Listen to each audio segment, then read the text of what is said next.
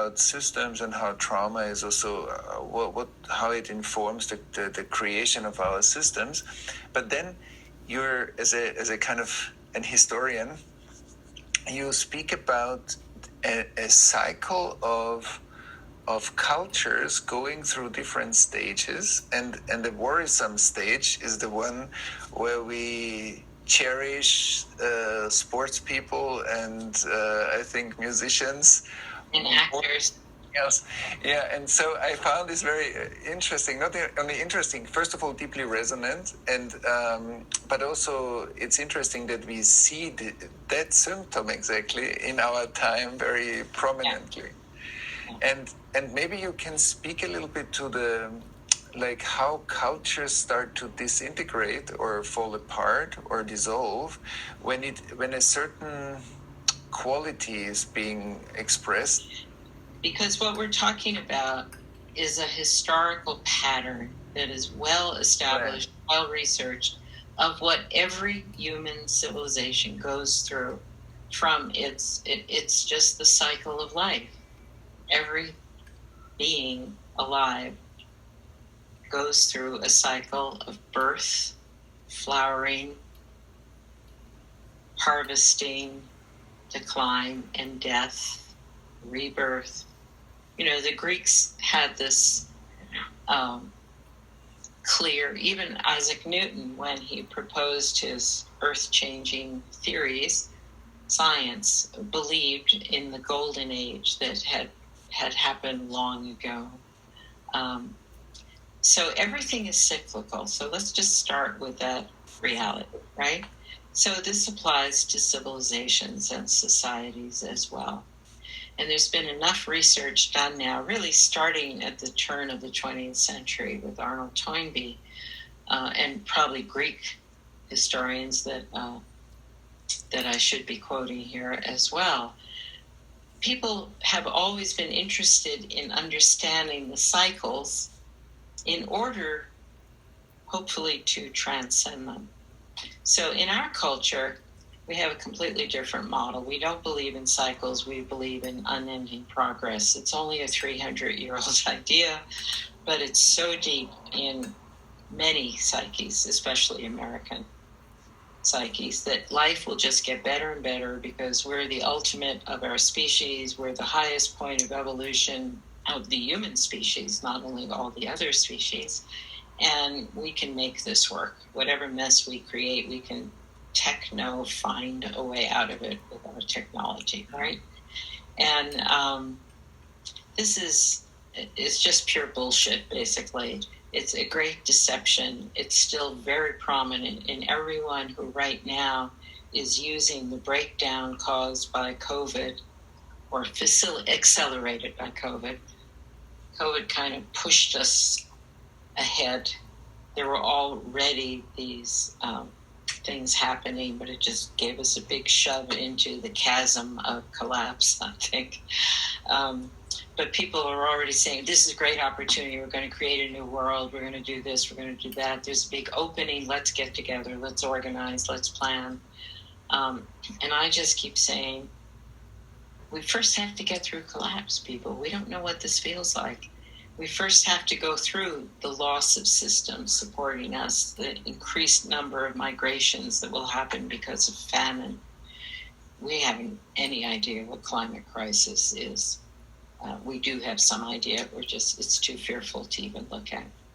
So if you really understand the cyclical nature of life, so your own youth, flowering, highly productive, highly innovative times, and then gradually the wisdom years of making sense of it all, preparing for death.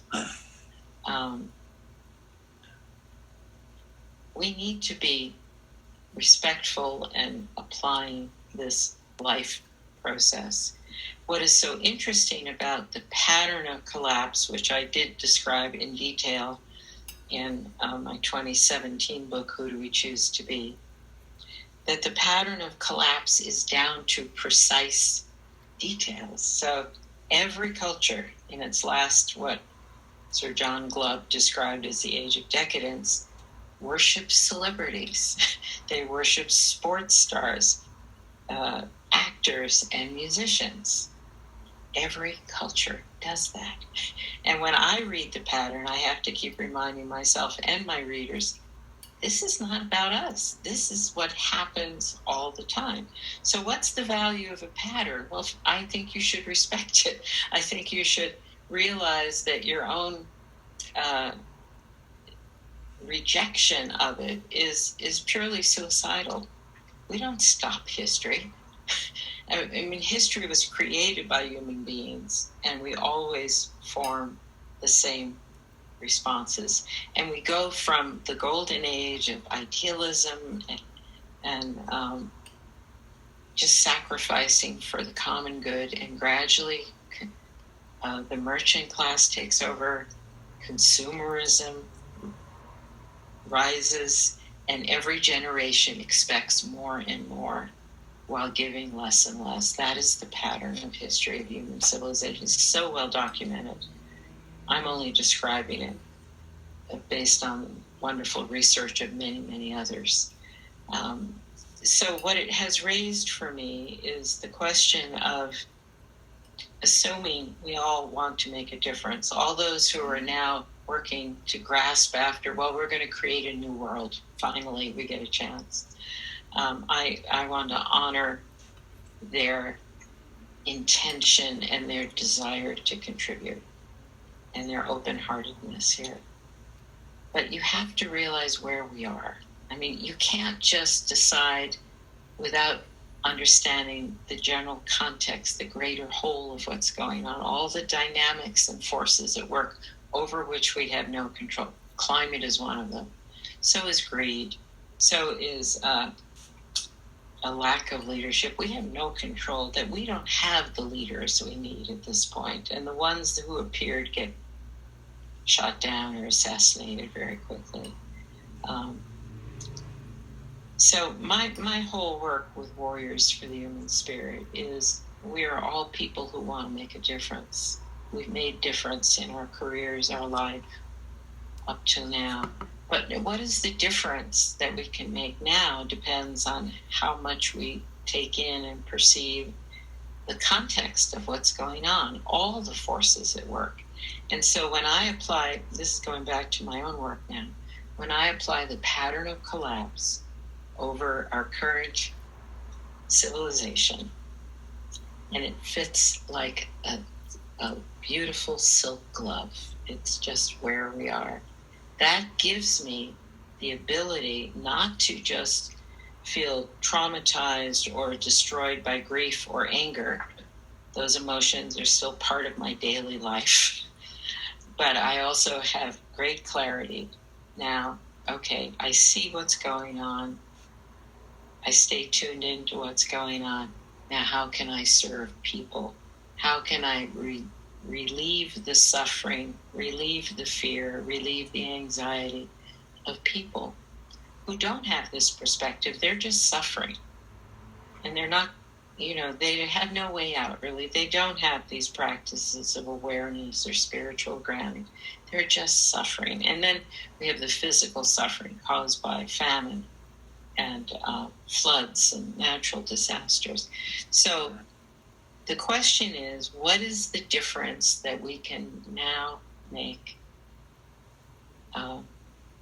with a full understanding of what's going on in the world, opening our eyes to the world, and then finding a path of contribution?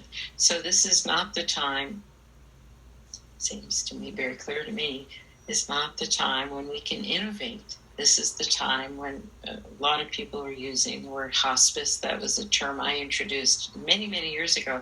I don't actually think that's what's needed now, but hospicing the dying of a civilization is something I do still feel is important. But for me now, it's more direct. It's how can I serve the people near me, around me, that I work with, that come to me? How can I be available to them so they see in me the embodiment of our best human qualities, my presence, my ability to listen, my ability to not get triggered, my ability to to really just be tuning into what's needed here. Not what do I need, but what's needed here.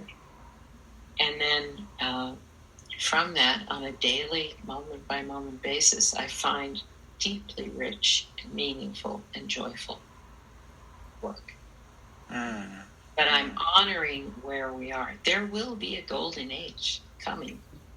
But as the Dalai Lama said to a group of my friends many years ago, they were all despairing about, and this was in 98, they were despairing about not feeling their work was bearing fruit. And he said, oh, don't worry about this. Your work will bear fruit in about 700 years. So he gave a very different time perspective. So my need actually is for us to honor where we are. And from that realization, that clarity, we can find very good, meaningful paths of contribution. So that's also what you said before when you said when we recognize patterns, then there is a chance to transcend them. Can you